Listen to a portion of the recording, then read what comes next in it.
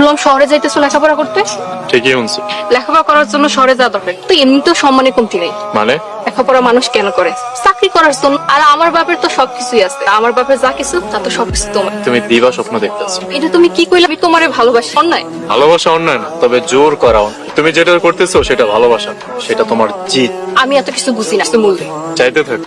এই জীবনে তুমি আমাকে পাবে কি না তার কোনো নিশ্চয়তা নেই। আমি যদি তোমারে না পাই তাহলে তোমারও আমি অন্য কারো হইতে দিব। আমি তোমার মতো পাগলের কথা মনেও রাখতে চাই না। আগো যদি তোমারে না পায় তাহলে সবকিছু তছনছ করে দিবে। আমি তোমাকে সেই সুযোগও দিব।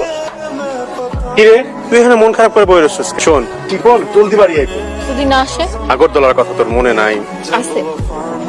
মা, তুই আইসো আগে মেয়ে দেখে। আমরা একসাথেই পড়াশোনা। তা ঠিক আছে, এত রাইতে আমগো বাড়িতে নিয়ে আইসত কেন রে? ওর বাড়ি বিষ্ণুপুর, রাত হয়ে যাওয়াতে ওরে আর একা ছাড়ি নাই, আমাদের বাড়িতে নিয়ে আসছে। ঠিক, আমি কাল সকালে ঢাকায় চলে যাব। তোরা যে আইসত তগো কেউ দেখে নাই তো? কি হয়েছে মা? ঝামেলা আছে বাপ। মা কিসের ঝামেলা? 2 দিন আগে জব্বার মেয়ে আইছিল, তোর আর মিতার বিয়া না হইলে ঝামেলা করবো।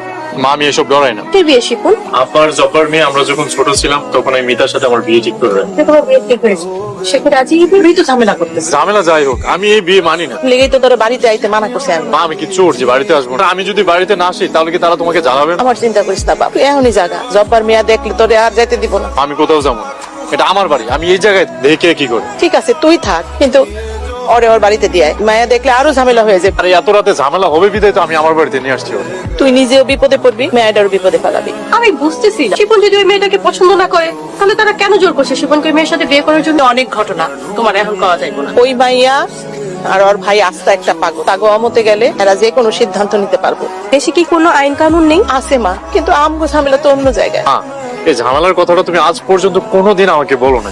সময় হলে আমি সব কথা বলবো, এখন তোরা যা।